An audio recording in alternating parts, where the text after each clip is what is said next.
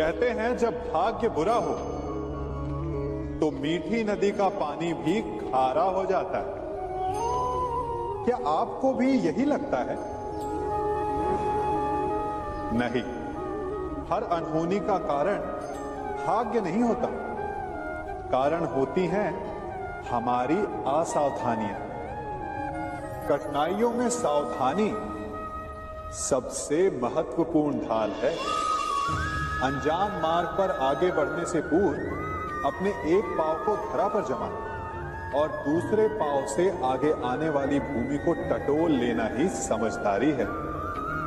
सत्य बोलने, वचन देने या प्रतिज्ञा लेने में सावधानी आवश्यक है। अर्थात सावधानी का अर्थ है पहले भविष्य का आकलन कर लेना। यदि घर की नींव डालने में असावधानी बरती जाए तो इमारत चाहे कितनी भी सुंदर क्यों ना हो, वो ध्वस्त हो ही जाती है। इसीलिए सुरक्षित भविष्य का आधार है वर्तमान में बरती हुई सावधानी। क्योंकि भविष्य में क्या होने वाला है ये आप जान नहीं सकते, परंतु उससे बचने के लिए सावधानी की ढाल का प्रयोग अवश्य कर सकते हैं। मनुष्य का सबसे बड़ा गुण यह है कि वो सदा अथक परिश्रम करता है और मनुष्य की सबसे बड़ी त्रुटि यही कि वो सदा छोटा मार्ग चुनता है। कदाचित इसीलिए वो वरदान चाहता है, कदाचित इसीलिए वो श्राप से भय खाता है। परंतु जय विजय हानि लाभ की भांति ही श्राप और वरदान केवल भाव मात्र है। कब कौन सा वरदान श्राप बन जाए और कौन सा श्राप वरदान में सिद्ध हो जाए, ये केवल मनुष्य के कर्मों पर निर्भर करता है। विष पीकर शंकर महादेव हो और अमृत पान करके भी राहु केतु असुर ही रहे, तो सब खेल है केवल भाव और कर्मों का। यदि कर्म और लक्ष्य उचित हो तो श्राप को वरदान बनते देर नहीं लगती, और यदि कर्म अनुचित हो तो वरदान भी श्राप बन जाता है। कभी चुंबक को देखा है कैसे वो लोहे की ओर आकर्षित होता है और कैसे वो लोहे को अपनी ओर आकर्षित करता है? चूंकि उसके स्वभाव में ही आकर्षण है।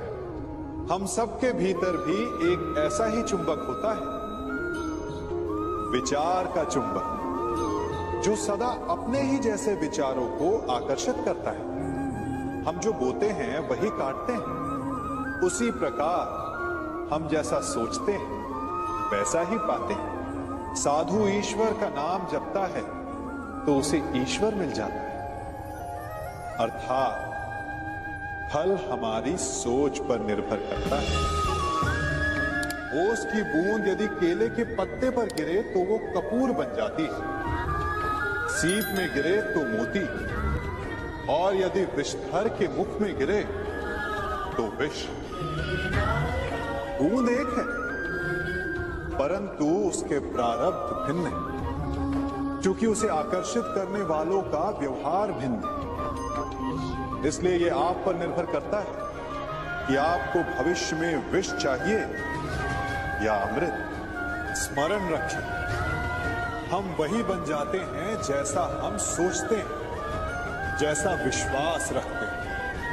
यह आपका विश्वास ही है जो ये निर्धारित करेगा कि आपको विष मिलेगा या अमृत। इसलिए अपनी सोच को सुदृढ़ रखिए, सकारात्मक रखिए, और फल भी सकारात्मक ही आएगा। जब मेघ छाते हैं तो क्या होता है? अंधकार छा जाता है। मेघ गरजते, बिजलियां कड़कती, वर्षा होती। सभी पशु अपने आश्रय स्थल पर जाकर छिप जाते। मनुष्य अपने घरों की ओर दौड़ते और सभी पक्षी अपने घोंसलों में जाकर छिप जाते। परंतु एक जीव है जो गरजते मेघों को, कड़कती बिजलियों को भारी वर्षा को भी हरा देता है, वो जीव है बाज। क्योंकि वो समस्या की जड़ों से ऊपर उड़ता है, वो गरजते मेघों से, कड़कती बिजलियों से, भारी वर्षा से, इन सब से ऊपर। यही अंतर है हारने वालों में और जीतने वालों में। ये युद्ध हार और जीत का नहीं, समस्या और सोच का है। यदि आप अपनी सोच को छोटी रखेंगे तो समस्या बड़ी हो जाएगी, और यदि आप अपनी सोच को बड़ी रखेंगे तो समस्या छोटी हो जाएगी। मनुष्य जीवन की परीक्षा में सफल होने के लिए क्या नहीं करता? वो परिश्रम करता है, दौड़ भाग करता है, और ये सब करने के पश्चात भी जब उसका काम नहीं बनता तो वो नकल करता है ना? तनिक लौटिए अपने बचपन में, स्मरण कीजिए अपने बचपन की स्मृतियों का। क्या स्मरण हुआ? विद्यालय में जब आप परीक्षा देने जाते थे तो क्या होता था? आप ना सही, परंतु कोई ना कोई सफलता पाने के लिए नकल करता ही था और उत्तीर्ण भी हो जाता था, है ना? परंतु जीवन की परीक्षा ऐसी नहीं होती। नकल करने वाला सफल नहीं होता। कारण, विद्यालय में सबके प्रश्न पत्र एक होते थे, परंतु जीवन के प्रश्न पत्र और उनकी कठिनाई सबके लिए भिन्न होती, तो निश्चित रूप से उनके उत्तर भी भिन्न होंगे ना। इसलिए यदि आपको जीवन में सफलता पानी है तो नकल ना कीजिए, स्वयं के प्रश्नों का उत्तर स्वयं ढूंढिए और सफलता आपकी ही होगी। हम सब अपना जीवन शांति से जीना चाहते हैं, अपना हर पल आनंद में भोगना चाहते हैं, परंतु ऐसा नहीं कर पाते। कारण क्या? कारण है समस्या का?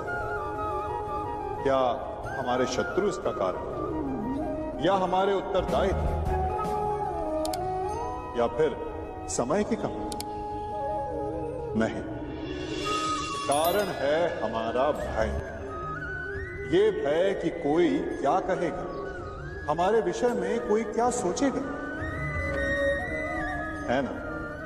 हम स्वयं जीते हैं, स्वयं मरते हैं, तो फिर जीते समय संसार की चिंता क्यों करते हैं? हाँ, संसार का अहित ना करें, ये बात अवश्य ध्यान में रखने योग्य है। परंतु संसार के सोच की चिंता करके स्वयं का जीवन नष्ट कर, ये कहां तक से है? जब आप आनंद में नाचें तो ऐसे नाचें कि जैसे आपको कोई देख ही नहीं रहा। जब आप गाएं तो ऐसे गाएं कि आपको कोई नहीं सुन रहा। स्वयं को संसार समझें और इस धरा को स्वर्ग समझें। यदि अपने जीवन में आप 4 पल भी ऐसे जी पाए तो आपका जीवन सफल हो जाए।